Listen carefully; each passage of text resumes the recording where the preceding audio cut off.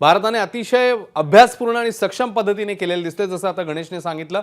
आणि त्याच्यामुळेच एक आंतरराष्ट्रीय दबाव निर्माण करण्याच्या दृष्टीने हा भारताने केलेला पाऊल. आणि त्याच्यानंतर आता आपण बघतोय, जसं आता गणेशने सांगितलं, अमेरिकन परराष्ट्र मंत्र्यांनी पाकिस्तानच्या पंतप्रधानांशी बातचीत करून स्पष्टपणे त्यांना कडक संदेश दिलेला आहे की तुम्ही दहशतवाद्यांचं समर्थन करणं बंद करा.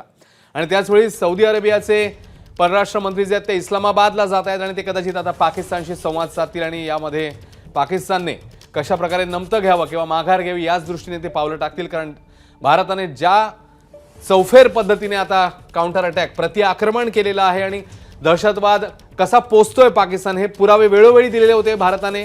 आता देखील पुन्हा एकदा सगळ्या जगासमोर पाकचा बुरखा फाटलेला आहे आणि त्याचवेळी जागतिक स्तरावरचा दबाव हा वाढताना दिसतोय.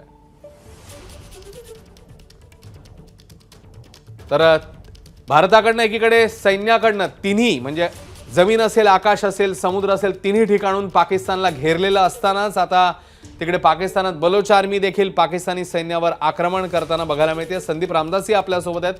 संदीप, एकीकडे तिन्ही ठिकाणी म्हणजे या मैदानामध्ये तर आपण त्यांना घेरलेलंच आहे, पण व्यूहरचनेमध्ये देखील आपण पुरेशी तयारी आधी केलेली होती आणि त्यामुळे पाकिस्तानची जी आधी कोंडी होताना बघायला मिळते. संदीपकडे मी जाणारच आहे, पण अमेरिकी परराष्ट्र मंत्र्यांनी स्पष्टपणे पंतप्रधानांना पाकिस्तानच्या खडसावले दहशतवादाचं समर्थन बंद करा.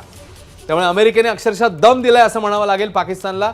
दहशतवादाचं समर्थन बंद करा, खडे बोल सुनावलेत पाकच्या पंतप्रधानांना. आणि एक प्रकारे जागतिक स्तरावर भारताने जो दबाव निर्माण केलेला होता, जे पुरावे समोर आणलेले होते, पाकिस्तान कशा प्रकारे दहशतवाद पोचतोय, भारतामध्ये कशा प्रकारे दहशतवाद जे आहे ते पोचतोय, त्याचाच कुठेतरी हा परिपाक म्हणावा लागेल. याचं कारण अमेरिकन परराष्ट्र मंत्र्यांनी आता पाकला खडसावलेलं आहे. या घडीची मोठी अपडेट आहे.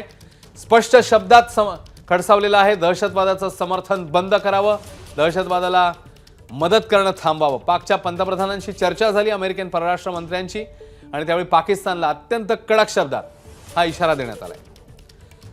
संदीप रामदासी यांच्याकडे जाऊया. संदीप, एकीकडे जमीन, आकाश, समुद्र तिन्ही ठिकाणून घेरलेला असतानाच आता व्यूहरचनेत देखील भारतच सरस सरतोय. संदीप, 2016 पासून आपण हे सातत्यानं पाहत आलेलो आहोत.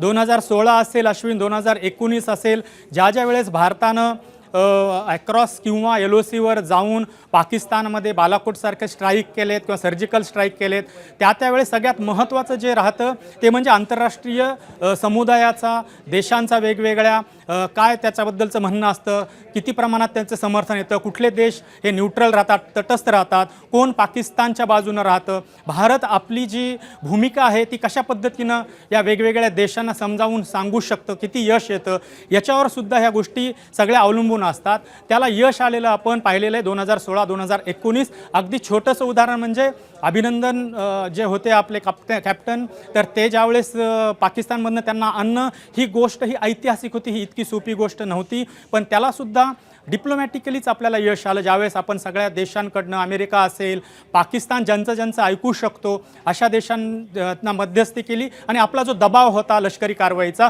तो तर होताच, पण फक्त लष्करी कारवाईच्या दबावानं कुठलीही गोष्ट होत नाही. त्याला डिप्लोमॅटिक चॅनल्सची, राजनीतिक जी आपली मुत्सद्देगिरी आहे तिची जोड असणं गरजेचं असतं.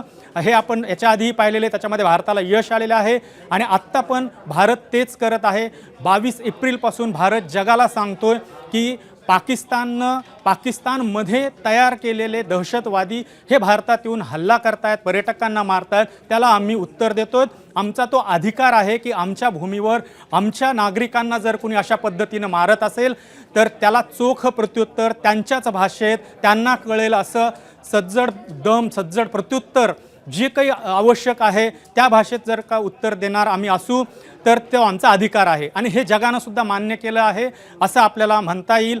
त्याचाच परिपाक म्हणून अगदी थोडा उशिरा का होईना पण अमेरिका, त्याच्यानंतर आता इराणचं आपण पाहिलं, आता सौदी अरेबिया उद्या तिकडे जाऊन पाकिस्तानची समजूत काढण्याचा प्रयत्न करणार आहे. आणि पाकिस्तान आपल्याला माहिती आहे की स्वतःच्या जीवावर, स्वतःच्या विचारानं असं कुठलीही गोष्ट सध्या तरी करू शकण्याच्या परिस्थितीत नाही. त्यामध्ये आर्थिक त्यांची बाजू कमकुवत आहे, मिलिटरीली तरी ते कधीच सुपेरियर नव्हते. त्यामुळे तो सगळा विचार पाकिस्तानला कुठलाही करायचा असेल तर ह्या सगळ्या देशांना विचारल्याशिवाय, या देशांची अनुमती असल्याशिवाय पाकिस्तान काहीही करणं शक्य नाही. आणि सगळ्यात महत्त्वाची आणखी एक तारीख आहे ती आपण विसरायला नाही पाहिजे अश्विन, ती म्हणजे 9/11 11 सप्टेंबर ज्याला म्हणतो, ज्यावेळेस अमेरिकेवर हल्ला झाला. त्या हल्ल्यानं अमेरिकेसारखी किंवा युरोपातल्या काही देशांची दहशतवाद या गोष्टीकडे पाहण्याची दृष्टी बदलली. आणि त्यांनी काय केलं, आणि त्यानंतर सगळ्यात हाईट ही झाली की त्या हल्ल्यामधला सगळ्यात मोठा मास्टर माइंड जो होता अल कायदाचा प्रमुख ओसामा बिन लादेन, तो 10 वर्षानंतर पाकिस्तानमध्ये सापडला गेला. त्यामुळं पाकिस्तान कशा पद्धतीनं दहशतवादी निर्माण करतं, पाकिस्तान कशा पद्धतीनं दहशतवाद्यांना आश्रय देतं. भारताला तर हे माहिती होतं. दाऊद इब्राहिमपासून ते मसूद अझहरपासून ते भारताचे जे जे कोणी आरोपी आहेत, शत्रू आहेत, त्यांना पाकिस्ताननं कायम आश्रय दिलेला आहे. भारत हे पूर्ण जगाला सांगून सांगून थकला होता. 9/11 नंतर आणि ओसामा बिन लादेनला पाकिस्तानात घुसून अमेरिकेनं मारल्यानंतर ही समीकरणं काहीतरी बदलली. जगाचा पण या गोष्टीकडं, दहशतवाद हा किती गंभीर आहे या मुद्द्याकडे पाहण्याचा दृष्टिकोन बदलला. भारताची भूमिका कुठंतरी समजून घेण्यात आणि भारतही ती पटवून देण्यात यशस्वी ठरला. आणि त्याचा परिपाक 16, 19 आणि आता भारत जी काही कारवाई करतोय यावेळेस आपल्याला पाहायला मिळतंय. फक्त लष्करी कारवाई, फक्त नौदल, फक्त वायुसेना नाही, तर आपले जे कोणी डिप्लोमॅटिक चॅनल आहे तर त्यांच्या मार्गेसुद्धा आपण पाकिस्तानवरचा दबाव हा पूर्णपणे कायम ठेवलेला आहे. तो आणखी वाढत जाणार आहे. एक एक दिवस जसा जसा हा जाईल या युद्ध सदृश परिस्थितीकडे, तितकं पाकिस्तानला आणि त्याच्यावर अवलंबून असणाऱ्या वेगवेगळ्या कारणांनी देशांसाठी ही गोष्ट जड जाणार आहे.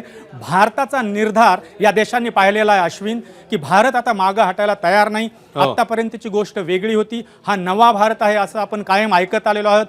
तर त्यामुळं त्याचं कुठंतरी जे उदाहरण आहे, चित्र आहे, ते पूर्ण जगाला आणि पाकिस्तानला दाखवण्यात आपण आत्तापर्यंत तरी मला असं वाटतं की यशस्वी झालेलो आहोत. खरं संदीप, आणि जसं आपण म्हणतोय की तिन्ही दल, मग नौदल, भूदल, हवाई दल, हे तिन्ही दल असतील किंवा तिकडे ज्या पद्धतीने आपण BSF देखील काउंटर करते पाकिस्तानला, हे सगळं असतानाच एकीकडे व्यूहरचना किंवा राजकीय पटलावर देखील, आंतरराष्ट्रीय स्तरावर देखील ते वातावरण निर्मिती, तो दबाव निर्माण करणं फार महत्त्वाचं असतं. आणि त्यामुळे तिकडे देखील भारताने पाकिस्तानची कोंडी केलेली आहे. त्यामुळे आता पाकिस्तानची काही धडकत नाही अशीच सध्याची स्थिती आहे. अमेरिकन परराष्ट्र मंत्र्यांनी पाकला खडसावलेलं आहे आणि दहशतवादाला पाठिंबा देणं, पोसणं थांबवावं असं स्पष्ट शब्दात पाकिस्तानला सांगण्यात आलंय. अमेरिकन परराष्ट्र मंत्र्यांनी पाकच्या पंतप्रधानांशी ही चर्चा केली आणि त्याच्यानंतर ही माहिती समोर येते. सोमेश खोलगे अधिकचे अपडेट येत आहेत. सोमेश, नक्कीच भारतीय डिप्लोमसीला यश आलंय पुन्हा एकदा असं आपण म्हणू शकतो. ज्या अमेरिकेने आतापर्यंत अनेकदा ज्या वेळी भारतावर पाकिस्तानकडून हल्ला करण्यात आला, पाकिस्तानकडून दहशतवादी भारतावर पाठवण्यात आले, त्यावेळी अमेरिकेने बोटचेपी भूमिका घेतली. कुठेतरी पाकिस्तानचीच मदत करण्याचं काम अमेरिकेने अनेकदा केलं. ती अमेरिका आज बदलली आहे, त्या अमेरिकेला बदलायला भाग पडले ही आहे. आणि भारताने आज जर आपण पाहिलं तर अमेरिकेसोबत ज्यावेळी परराष्ट्र मंत्र्यांनी चर्चा केली, त्यानंतर त्यांनी तातडीने इटलीच्या उपराष्ट्राध्यक्षांसोबत चर्चा केली, त्यानंतर युरोपियन आयोगाच्या उपराष्ट्रपतींसोबत चर्चा केली. त्यामुळे या सगळ्यातून त्यांनी एक गोष्ट दाखवली, युरोपियन युनियनच्या उपाध्यक्षांसोबत चर्चा असेल आणि इटलीच्या उपराष्ट्राध्यक्षांसोबत चर्चा असेल, आणि दरम्यान आज दिवसभरात राष्ट्रीय सुरक्षा सल्लागार अजित डोवाल यांनी ज्या इटली, सौदी अरेबिया अशा विविध देशांच्या राष्ट्रीय सुरक्षा सल्लागारांसोबत चर्चा केली होती. आणि गेले 8 ते 15 दिवस, म्हणजे अगदी ज्या दिवशी पहलगामचा हल्ला झाला 22 तारखेला, तेव्हापासून ते जवळपास 23 तारखेपासून 23 एप्रिल पासून सलग आज 9 मे पर्यंत रोज आपण आंतरराष्ट्रीय पातळीवर कोणालाही संधीच दिलेली नाहीये. ABP माझा, उघडा डोळे बघा नीट.